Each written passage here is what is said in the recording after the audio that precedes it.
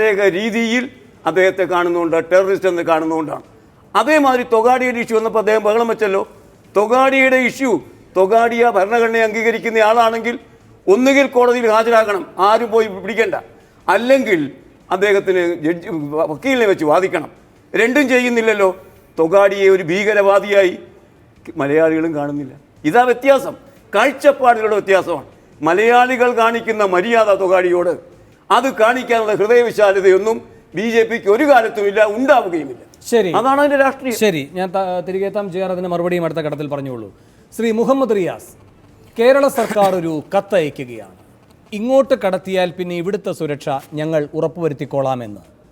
ഇതാണോ കേരളത്തിലെ ഒരു മുഖ്യമന്ത്രിക്ക് ഈ കാര്യത്തിൽ പരമമായി ചെയ്യാൻ കഴിയുന്ന ഒരു കാര്യം?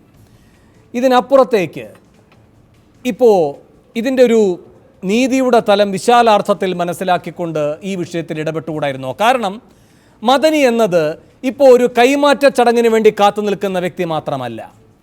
ഇരു സർക്കാരുകളും നിർണായകമായ പല സന്ധികളിലും മദനി എന്ന വിഷയത്തെ പരസ്പരമുള്ള വിശ്വാസത്തോടെ കൈകാര്യം ചെയ്തിട്ടുണ്ട്, കൈമാറിയിട്ടുണ്ട്, അതിനുള്ള സാവകാശം തേടിയിട്ടുണ്ട്. അപ്പോൾ ഇപ്പോൾ എന്തിനാണ് ഒരു വിചിത്രമായ ഒരു പരസ്പര അവിശ്വാസം? ഒരു കത്തിലൂടെ ഈ കൈമാറ്റത്തിൻ്റെ കാവൽ ചുമതല ഞങ്ങൾ ഏറ്റെടുത്തുകൊള്ളാം എന്ന് പറയുന്നതിലൂടെ കർണാടകം എങ്ങനെയാണോ സാങ്കേതികമായി ഇതിനെ കാണുന്നത്, അതേ സാങ്കേതികമായ കണ്ണിലൂടെ എന്തിന് കേരള സർക്കാർ കാണണം?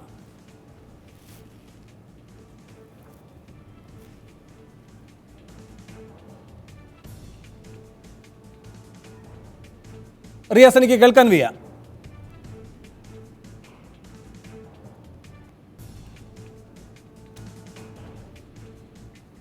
സാങ്കേതിക പ്രശ്നമുണ്ട്, ക്ഷമിക്കണം റിയാസ്. താങ്കൾ തുടങ്ങിയപ്പോൾ തന്നെ പ്രശ്നം വന്നതിൽ ഞാൻ താങ്കളിലേക്ക് വേഗം തിരികെ എത്താം. അഡ്വക്കേറ്റ് MC ആഷി, ഈ ചില്ലറ കണക്കിൻ്റെ കാര്യം ഇപ്പോൾ ഭാസുരേന്ദ്ര ബാബു പറയുന്നത് കേട്ടല്ലോ. ആഷി, കേൾക്കാമോ താങ്കൾക്ക്? കേൾക്കാം. ഈ ചില്ലറ കണക്കിൻ്റെ കാര്യം പറയുന്നത് കേട്ടല്ലോ ഭാസുരേന്ദ്ര ബാബു. ഒരു പ്രോസിക്യൂഷന് ഒരു ദിവസം ഇതിങ്ങനെ നീട്ടി കൊണ്ടുപോവുകയാണെങ്കിൽ കിട്ടുന്ന ആനുകൂല്യം ഇത്ര തുടങ്ങിയിട്ടുള്ള കാര്യങ്ങൾ. ഇതിൻ്റെ ഒരു വിപുലീകരിച്ച രൂപമായി മാറിയോ ഉന്നത നീതിപീഠവും ഈ കേസ് കേട്ടപ്പോൾ? കണക്ക് പറച്ചിൽ, പ്രശാന്ത് ഭൂഷണെ പോലെ ഒരു വ്യക്തി ഏത് രൂപത്തിലാണ് അവിടെ ഹാജരാവുക പല കേസുകളിലും എന്നതറിയാൻ വയ്യാത്ത ഒരു നീതിപീഠമാണോ സുപ്രീം കോടതി? അദ്ദേഹമായാലും അദ്ദേഹത്തിൻ്റെ അച്ഛനായാലും എത്രയോ കാര്യങ്ങളിലാണ് നിയമസഹായം എന്ന നിലയിൽ പൊതുതാൽപര്യം മുൻനിർത്തിക്കൊണ്ട് ഇവർ ഹാജരാകാറുള്ളത്. എന്നിട്ട് പ്രശാന്ത് ഭൂഷണോട് ചോദിക്കുകയാണ്, നിങ്ങൾക്ക് വിലയിട്ടിട്ടുണ്ടല്ലോ, ആ വില അധികമാണല്ലോ, ആ പൈസയൊക്കെ കിട്ടുന്നുണ്ടല്ലോ മദനിയിൽ നിന്ന്. എന്ന് വെച്ചാൽ മദനിക്ക് ഏതൊക്കെയോ കള്ളക്കച്ചവടത്തിലൂടെ പൈസയ്ക്ക് യാതൊരുവിധ കുറവുമില്ല, അതെത്ര വേണമെങ്കിലും വിതരണം ചെയ്യുന്ന ഒരു കേന്ദ്രമാണ് മദനി, ആവശ്യക്കാർക്കൊക്കെ കിട്ടുന്നുണ്ടല്ലോ, എന്നാൽ പിന്നെ അതിൻ്റെ ഒരു വിഹിതമായി സുരക്ഷാ ചെലവിൻ്റെ പേരിൽ എന്താ അടിച്ചു കൊടുത്തോ, അതങ്ങ് ഈടാക്കിക്കോളൂ എന്ന സമീപനമാണ് ഉണ്ടായത്. അതിനോട് ഏറ്റവും മാന്യമായി, ഏറ്റവും നീതിപൂർവമായി ഒരു മറുപടി പറയുകയുണ്ടായി. തൊഴിലിൻ്റെ മാന്യതയുടെ മാത്രം അടിസ്ഥാനത്തിൽ നിന്നുകൊണ്ടല്ല, നീതിയുടെ ഉയർന്ന മാനദണ്ഡമാണ് ഇതിനൊക്കെ പ്രചോദനമാകുന്നത് എന്ന് ചൂണ്ടിക്കാട്ടിക്കൊണ്ട് ഈ കൃഷ്ണയ്യരുടെ കത്ത് ഉദാഹരിച്ചുകൊണ്ട്. അപ്പം മിണ്ടാട്ടം മുട്ടി നിൽക്കുകയാണോ ചെയ്യേണ്ടത് ഉന്നത നീതിപീഠം? കാതലായൊരു നിയമപ്രശ്നം ചോദിച്ചല്ലോ, അപ്പോൾ പറയേണ്ടത് ഇപ്പോൾ അതേപ്പറ്റി പറയാൻ പ്രയാസമാണ് എന്നാണോ? സുപ്രീം കോടതി വളം വെച്ചു കൊടുത്ത ഒരു കണക്ക് തീർക്കലാണോ ഇപ്പോൾ കർണാടകം മദനിയോട് കാട്ടിക്കൊണ്ടിരിക്കുന്നത്, GST അടക്കം? അഡ്വക്കേറ്റ് ആഷി.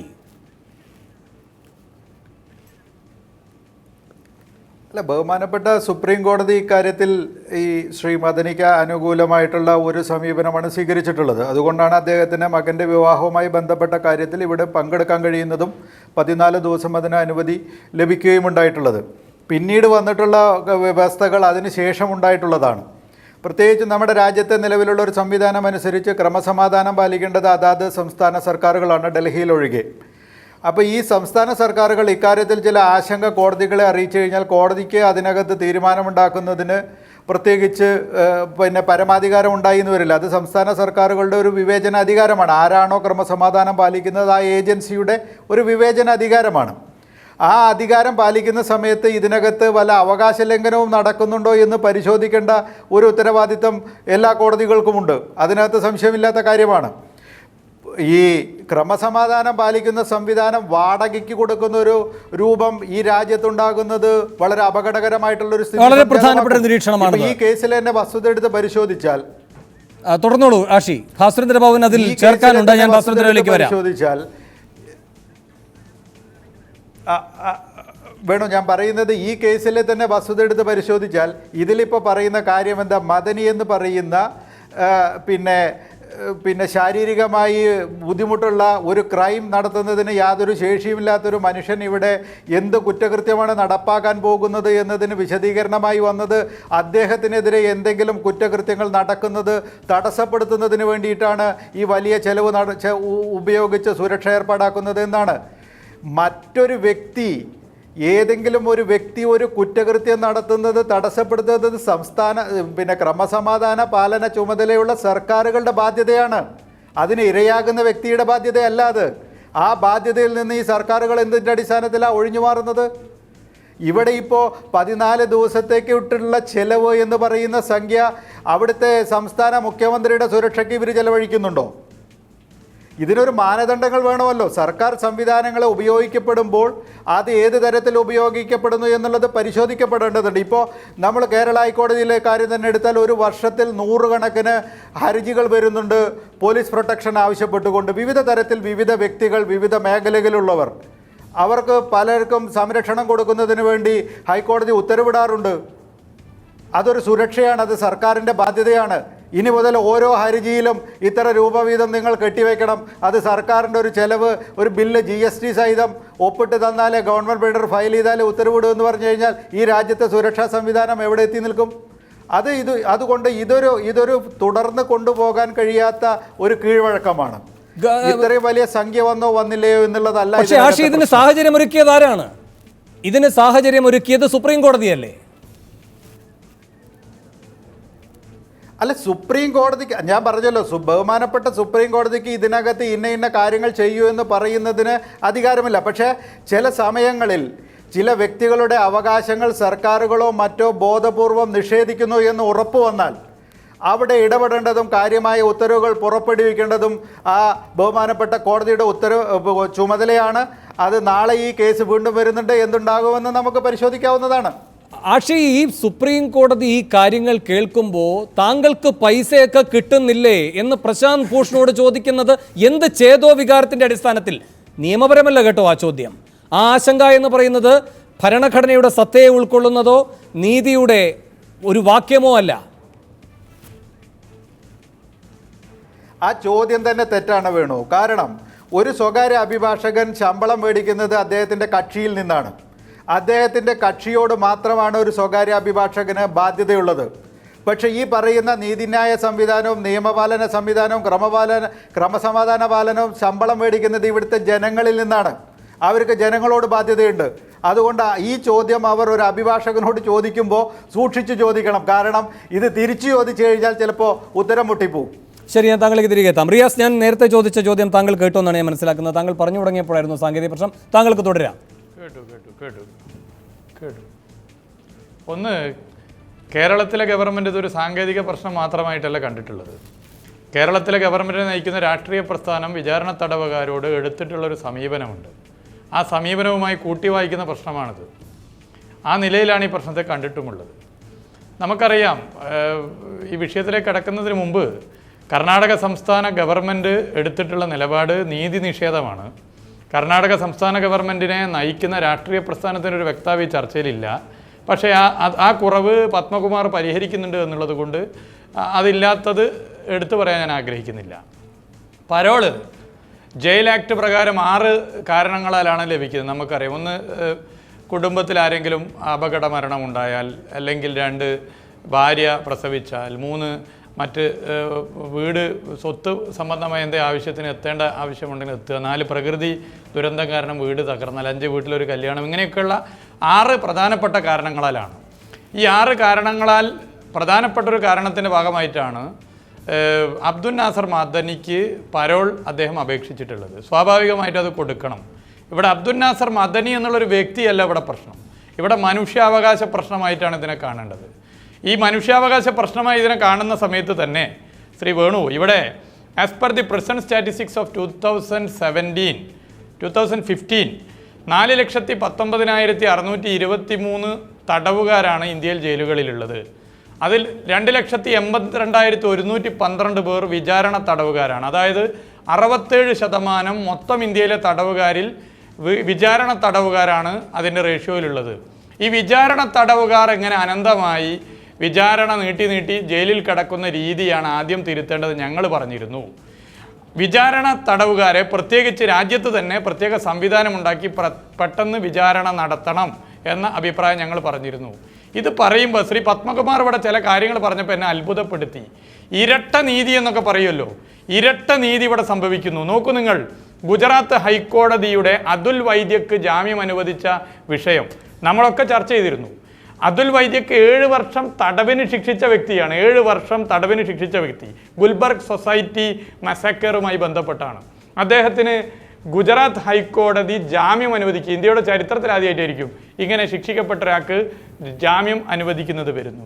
ഏറ്റവും അവസാനത്തെ ഉദാഹരണം നിങ്ങൾ നോക്കൂ. പ്രഗ്യാ സിംഗ് ഠാക്കൂറിനെ നേരത്തെ നിങ്ങൾ പറഞ്ഞ ഏജൻസി തന്നെ, ദേശീയ ഏജൻസി തന്നെ, അതിൻ്റെ ഫോർമൽ സ്പെഷ്യൽ പ്രോസിക്യൂട്ടറായ രോഹിണി സലിയനോട് സുഹാസ് വർക്കെ എന്ന് പറയുന്ന NIA സൂപ്രണ്ട് ഓഫ് പോലീസ് മേധാവി പറഞ്ഞത് കേസ് മൃദു സമീപനം എടുക്കണമെന്നാണ്. പ്രഗ്യാ സിംഗ് ഠാക്കൂറിന് ജാമ്യം കിട്ടി. ബജ്രംഗി അങ്ങനെ മൃദു സമീപനം എടുക്കാൻ വേണ്ടി പ്രയാസ് അവരതിന് തയ്യാറായില്ല. ജാമ്യം കിട്ടി, അവരതിന് തയ്യാറായില്ല. എങ്ങനെ? NIA കേന്ദ്രം ക്ലിയർ അല്ല. NIA കേന്ദ്രം ഈ പറയുന്ന NIA വേണ്ടി ഹാജരാകുന്ന അഭിഭാഷകയോട് മൃദു സമീപനം എടുക്കണമെന്ന് പറഞ്ഞപ്പോൾ അവർ വിരുദ്ധ നിലപാടെടുത്തു. ആ കാര്യത്തിൽ അത് സാധ്യമല്ല എന്ന് പറയുകയുണ്ടായി. അവർ വിരുദ്ധ നിലപാടെടുത്തു. അവരത് വിരുദ്ധ നിലപാടെടുത്തു. അവരത് തുറന്നു പറഞ്ഞു. അങ്ങനെ തുറന്നു പറഞ്ഞത് കൊണ്ടാണ് രോഹിണിയെ അഭിനന്ദിക്കുകയാണ്. ഇന്ത്യയിലെ ജനാധിപത്യ വിശ്വാസികൾ അഭിനന്ദിക്കുന്നു. അവർ തുറന്നു പറഞ്ഞത് കൊണ്ടാണ് അത് സമൂഹം അറിഞ്ഞത്. തുറന്നു പറയാതെ പോയ ഒരുപാട് കേസുണ്ട്. അപ്പോൾ ഇവിടെ വിഷയം എന്ത്? ഇവിടെ വിചാരണ തടവുകാരെ പോലും പേര് നോക്കി ആളുകളുടെ മറ്റ് സംഗതികൾ നോക്കിക്കൊണ്ട് വേർതിരിക്കുന്ന ഒരു സമീപനം നമ്മുടെ രാജ്യത്ത് ഉയർന്നു വരുന്നു.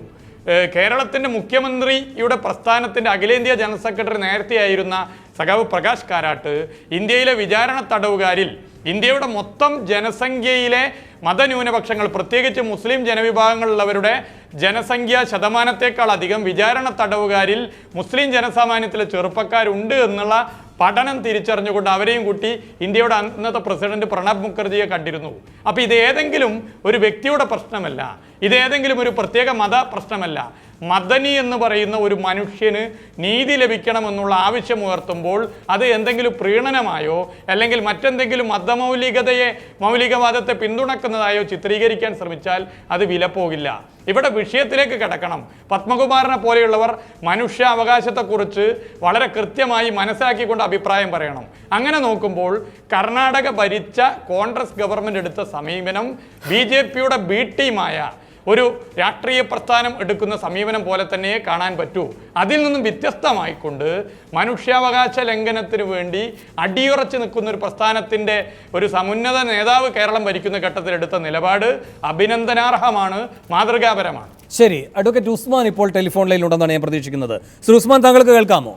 അഡ്വക്കേറ്റ് ഉസ്മാൻ, ഇപ്പോ ഈ ബില്ല് തന്നിട്ടുണ്ടല്ലോ ഇവർ, ഇപ്പൊ ഇതിന്റെ അടിസ്ഥാനത്തിൽ എന്ത് നടപടിയാണ് സാധ്യമാവുക? അതോ നാളെ സുപ്രീം കോടതി ഈ കാര്യങ്ങൾ ധരിപ്പിക്കാനാണോ ആലോചിക്കുന്നത്? ഇപ്പൊ സുപ്രീം കോടതിയിൽ ഈ കേസ് വന്നപ്പോ ഞങ്ങൾ ശക്തമായി എതിർത്തത് അബ്ദുൽ നാസർ മദനി സ്വന്തം ചെലവില് കർണാടക പോലീസിന്റെ എസ്കോർട്ട് ടീമിനെ കൂടി കൊണ്ടുപോകണമെന്നുള്ള ആ ഓർഡറിനെയാണ് ഞങ്ങൾ ശക്തമായി എതിർത്തത്. അപ്പോൾ കർണാടകയുടെ അഭിഭാഷകൻ പറഞ്ഞത് അത് വളരെ മിനിമം ഒരു കോസ്റ്റിൽ ഞങ്ങൾ കൊണ്ടുപോകാമെന്നുള്ള ഒരു ഉറപ്പിന്റെ അടിസ്ഥാനത്തിലാണ് സുപ്രീം കോടതി ജഡ്ജിമാർ അതിനെപ്പറ്റി യാതൊരു തരത്തിലുള്ള പരാമർശം ചെയ്യാതിരുന്നത്. പക്ഷെ ഇവിടെ വന്ന് നോക്കിയപ്പോൾ അത്തരത്തിലുള്ള ഓറലായിട്ടുള്ള ഉറപ്പുകളൊന്നും ഞങ്ങൾ പാലിക്കുന്നതല്ല എന്നുള്ളതാണ് പോലീസ് പറഞ്ഞത്. അവരുടെ നിയമം അനുസരിച്ച്, പോലീസ് മാനുവൽ അനുസരിച്ച് ഇത്രയും സംഖ്യ കെട്ടിവെച്ചാൽ മാത്രമേ നിങ്ങൾക്ക് അനുമതി കിട്ടുകയുള്ളൂ എന്നുള്ള ഒരു കർക്കശ സ്വഭാവമാണ് അവർ കാണിച്ചത്. അതിനെതിരെ ഞങ്ങൾ ഇപ്പോൾ സുപ്രീം കോടതിയിൽ ഒരു IA ഫയൽ ചെയ്തുകൊണ്ട് സുപ്രീം കോടതി മുമ്പാകെ ഇത്രയും ഭീമമായ ഒരു സംഖ്യ ഇവർ ആവശ്യപ്പെടുന്നു എന്നുള്ളത് സുപ്രീം കോടതിയുടെ ശ്രദ്ധയിൽ കൊണ്ടുവരുവാൻ തന്നെയാണ് ഉദ്ദേശിക്കുന്നത്. ഇപ്പോൾ നാളെ സുപ്രീം കോടതിയെ സമീപിക്കുകയാണോ ചെയ്യുന്നത് ഉസ്മാൻ? നാളെ സുപ്രീം കോടതിയിൽ മെൻഷൻ ചെയ്തുകൊണ്ട് നാളേക്ക് ശേഷം മറ്റന്നാളോ അതോ തിങ്കളാഴ്ചയോ ഈ IA പരിഗണിക്കണമെന്നുള്ള ഒരു ആവശ്യം ഞങ്ങൾ ഏറ്റവും അടിയന്തരമായി IA പരിഗണിക്കണം. കാരണം വളരെ ചുരുങ്ങിയ സമയമേ ഉള്ളൂ. അതുകൊണ്ട്